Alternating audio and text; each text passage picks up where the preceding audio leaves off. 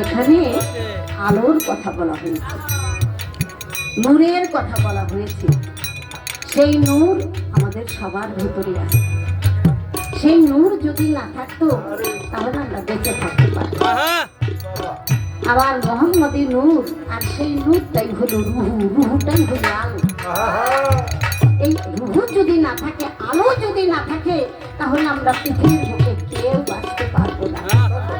আল্লাহ তাআলা আশরাফুল মাখলুকাত, সর্বশ্রেষ্ঠ জীব হলো ইনসান। ইনসান হলো সে যে নাকি নিজেকে চিনেছে, নিজের বিচার করেছে। হঠাৎ করে হাঁটেন, উষ্টা খাইয়া একটা পা ভেঙে গেল, কারে দোষ দিবেন?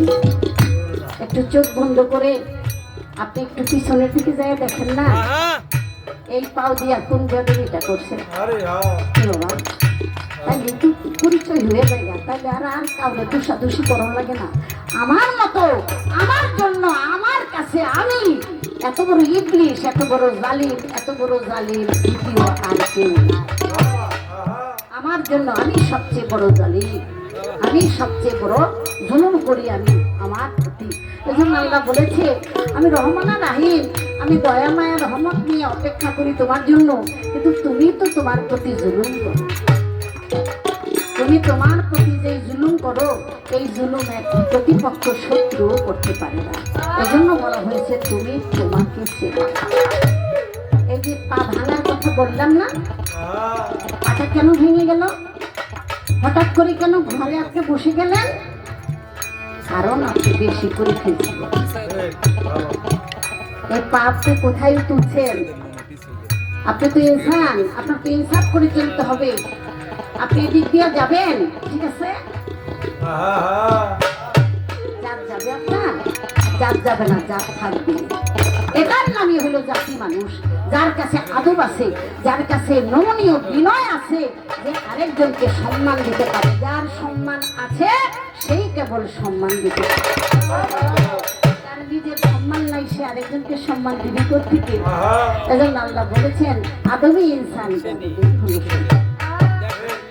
শয়তানকে দেখলাম আমার বাবা স্টেজে কয় আউযুবিল্লাহ মিনাশ শাইতানির রাজিম, বেটারা লাখ লাখ টাকা খরচ কইরা ইট মাইরা সে শয়তান রে।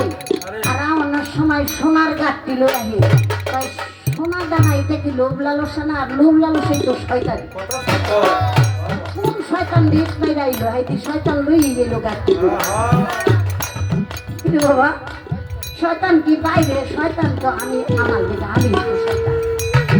আমি তো গৌরব, বাহাদুরি, অহংকার, এটাই হলো সবচেয়ে শয়তান। এর চেয়ে বড় শয়তান আর কিছুই থাকতে পারে না। সেই জন্যই আমি কথাটা বলার চেষ্টা করলাম। এই জন্য বললাম যে নূর, মোহাম্মদী নূর যার মধ্যে অবস্থান করে, হেফাজত আছে। এই হেফাজত করে যদি সে সংরক্ষণ এবং পরিপূর্ণভাবে রাখতে পারে, তাহলে সে নিরাপদে থাকতে পারে, তার কখনো পদস্খলন হবে না। বাবা, আপনার একটা টুটকা কথা দিবেন। টুটকা টুটকা আগে আমরা টুটকা চিকিৎসা কইতাম না? আকাশে যখন চাঁদ উদয় হয়, যখন ভরা পূর্ণিমার চাঁদ দেখলে ভাল লাগে। আমার বয়স অনেক হয়ে গেছে, কিন্তু তারপর ওই চাঁদের দিকে তাকালে ভিতরে একটা কেমন জানি একটা অনুভূতি হয়, একটা ফিলিংস আলাদা, একটু রঙিন রঙিন লাগে, সবকিছু খুবই ভালো লাগে। আমি আমার বাবার কাছে জানতে চাই, এত মধুর চাঁদ, পূর্ণিমার চাঁদ, এই চাঁদকে কিছু মানুষের সহ্য করতে পারে না, তারা কারা? যদি কই পারেন 500 টাকা আর বাবাই যদি না পারে, আপনারা কেউ যদি পারেন, হ্যারো 500 কইছি কইছি